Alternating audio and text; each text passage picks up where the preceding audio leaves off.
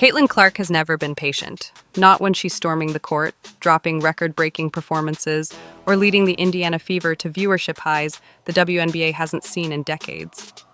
But suddenly, for the first time in her life, she's been forced to slow down, and the wait is almost over. Her recent injury didn't just sideline a player, it shook an entire league. Ticket prices plummeted, rivalries fizzled, and conspiracy theories erupted. Fans began asking tough questions. Was this injury really as sudden as they claim? What secrets might the Fever and the WNBA be keeping under wraps? And most importantly, will this forced pause create an even more dangerous Caitlin Clark? Because here's the wild truth no one saw coming. Caitlin's absence might be the best thing that ever happened. Not just for her, but for the Fever's championship hopes. The patience, the speculation, the chaos, it's all setting the stage for one of the biggest comebacks the league has ever seen. But to fully grasp why, we have to unpack everything that happened while she was out. Buckle up, because the story that follows will reveal how Caitlin Clark's injury completely transformed the Fever, the WNBA, and maybe even Caitlin herself. The moment everything changed. It all started in New York. On paper, it was just another Liberty game, but anyone watching could tell something was off. Caitlin Clark didn't explode off her cuts, her step-back threes lacked their usual snap, and that trademark burst she's known for felt muted. Yet when reporters asked, she chalked it up to a tweak that popped up early in the contest. Fans weren't buying it. Behind the scenes, whispers turned into theories. Some believed this was no sudden freak accident, but an injury she'd been battling for weeks, quietly pushing through pain every time she jogged onto the floor. Others suspected a carefully controlled narrative. Maybe the Fever wanted to protect their rising star, manage liability, or keep ticket sales afloat without admitting she was gimping around. Whatever the truth, the moment she tried to push off that left leg and winced, it was clear. The unstoppable force had hit an immovable object. That day didn't just slow Caitlin down, it ripped the lid off of fragile momentum. The Fever had been riding her wave of highlights and record-breaking viewership. Suddenly, the team's identity felt unmoored. Questions flew. Had she concealed the injury? Was her competitive fire outpacing her body's limits? And most importantly, could the Fever survive without their spark? The fallout. The minute Caitlin limped off the court, the Fever's confidence cratered.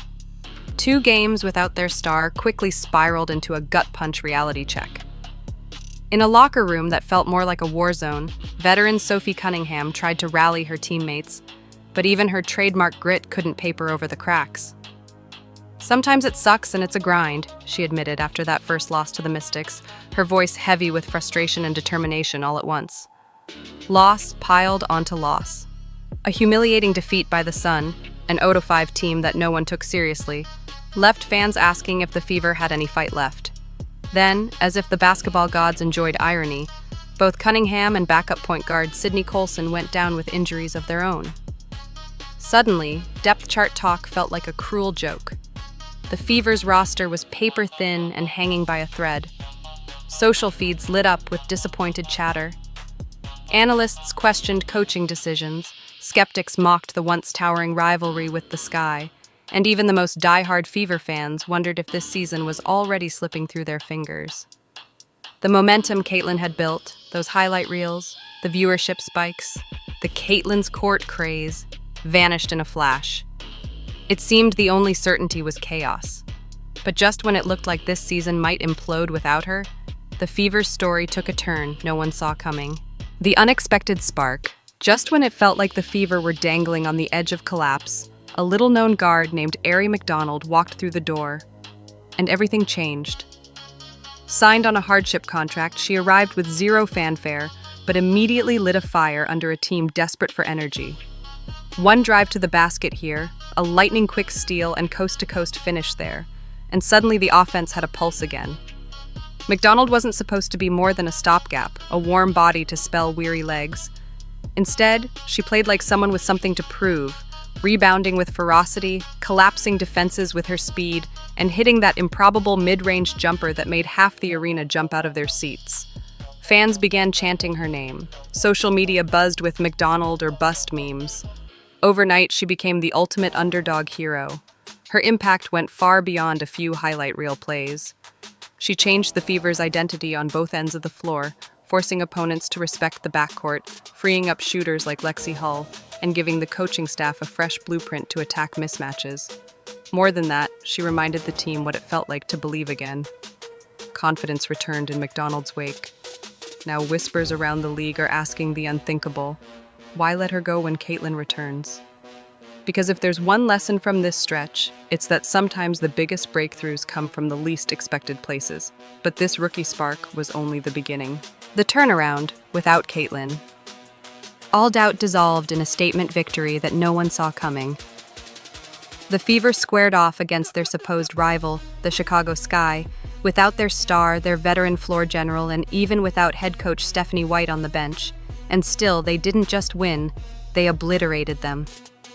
Over 2 games, Indiana outscored Chicago by 62 points, turning what was billed as a rivalry rematch into a one-sided showcase of Fever dominance. Kelsey Mitchell rediscovered her old magic, raining triples with ice in her veins. Aaliyah Boston bulldozed the paint, altering shots and gobbling up rebounds like a linebacker on a fast break. Lexi Hull, previously a quiet role player, let loose from deep so often that even the Sky's best defenders couldn't close out in time. Every member of the rotation looked unrecognizable, in a good way, because they played free, fast, and fearless. It wasn't just the score that stunned observers, it was the style. Indiana's offense flowed through multiple channels, forcing Chicago to overcommit and leave gaps that turned into easy buckets. Defensively, they rotated with precision, baiting turnovers and igniting transition flurries that felt more like a highlight reel than a pro game. The buzz in the arena was electric. This team had found a new identity, one built on collective firepower instead of a single superstar. Some chalked it up to a trap game for Chicago. Others blamed Sky injuries. But insiders whispered the truth. The Fever had discovered a blueprint that didn't rely on pure talent. It relied on chemistry and grit. And now, with Caitlin Clark's return looming, opponents are realizing that Indiana might be more dangerous than ever. Because a team that learns to win without its best player doesn't lose respect when she comes back. They gain it. The rivalry that wasn't. If you thought the biggest showdown this season was Caitlin Clark versus Angel Reese, the real upset happened off the court. Ticket prices for the June 7th Sky Fever game cratered to as little as $3, cheaper than a small popcorn, because without Caitlin, no one was lining up to watch. Fast forward to their rematch a few weeks later, and that cheapest ticket shot back up to $82, an astonishing 83% jump in demand once her return was announced. The contrast couldn't be clearer. The league's hottest hype train derailed without its star and roared back to life the moment she was coming back. Meanwhile, the so-called rivalry with Angel Reese went up in smoke. Under the brightest spotlight and in front of nearly 20,000 screaming fans, Reese delivered one of the most forgettable performances of her career, 4 points in a blowout loss, and the media spin couldn't revive it. Social feeds flipped from Reese versus Clark fever to Clark's League reality check. It turns out the only thing more explosive than Caitlin's records is the void she leaves, and Angel's glow dimmed the second Caitlin sat out. But while the stands were buzzing about ticket surges and shattered rivalries, an even bigger storm was building behind the scenes. Conspiracies and controlled narratives, behind the polished press releases and reassuring sound bites, a storm of speculation has been brewing. When reporters pressed Caitlin on exactly how and when the injury occurred, she shrugged off specifics, saying it popped up early against the Liberty but couldn't name the exact play. That vague answer didn't calm nerves, it ignited theories. Had she been battling this strain for weeks, quietly gutting it out through pain? Or was the team, and maybe the league, spinning a narrative to manage liability and protect their most valuable asset? Think about the stakes. Caitlin Clark isn't just a star player, she's the WNBA's biggest draw. Industry insiders estimate her attendance and ratings impact could be worth close to $1 billion this season. Letting her hobble through games without disclosure would be a PR disaster, and possibly a legal one. So perhaps there was a deliberate decision to downplay the severity, frame it as a minor tweak, and keep the hype machine rolling. But every cover-up just adds to the mystique. Fans online have dissected every replay, every wince, and every sideline hobble, turning game footage into amateur forensics. Conspiracy-minded commentators are already dubbing this the Clark cover-up, and frankly, that drama only fuels the fire. Because if she was masking a more serious issue, it speaks to a level of toughness and dedication we rarely see. And if you believe the rumors, it means we're on the brink of witnessing the most explosive, fully healthy version of Caitlin Clark yet. Yet the question remains, did we see the full truth, or just the version they wanted us to see? Whatever the answer, this chapter has rewritten the playbook. And up next, you'll see how Caitlin turned adversity into her greatest coaching crash course. The leader off the court. Caitlin Clark hasn't treated the bench like a timeout. She's treated it like a masterclass. Instead of sulking, she's leaned into a coach's perspective, dissecting plays and relaying insights to her teammates. "I love practice," she said, and it shows.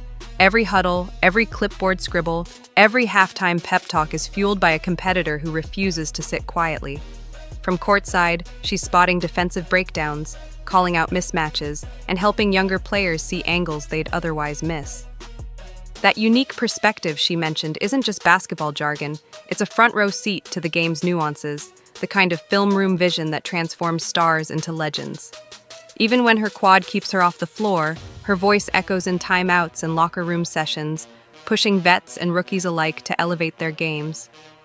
This forced pause has given Caitlin something few superstars ever get: the chance to study her own game from the sidelines, to understand team dynamics on a deeper level, and to fine-tune her leadership beyond simply scoring buckets. And what happens when that level of basketball IQ returns with her explosive athleticism? Stay tuned, because the final act, her comeback at full strength, is about to rewrite what we thought we knew about Caitlin Clark's ceiling. The comeback and what's next now, all eyes are on her return.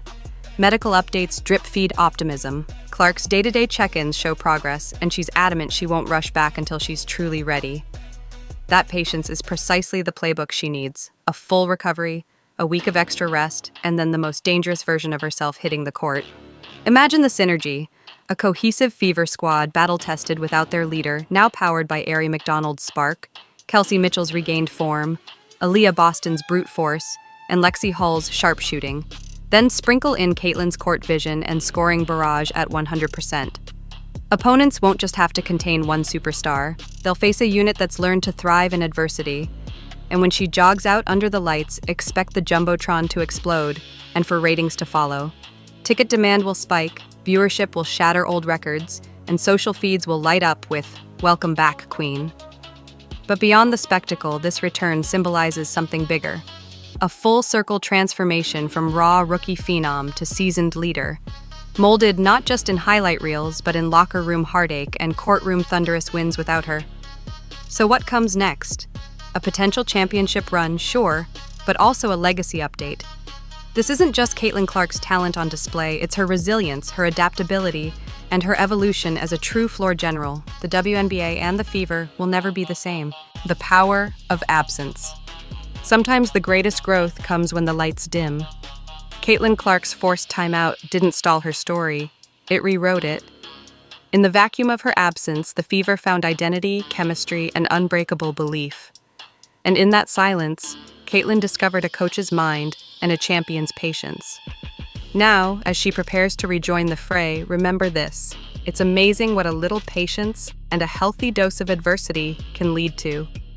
Drop A in the comments if you're ready to witness the next chapter of Caitlin Clark's legend. Thanks for watching, and I'll see you courtside.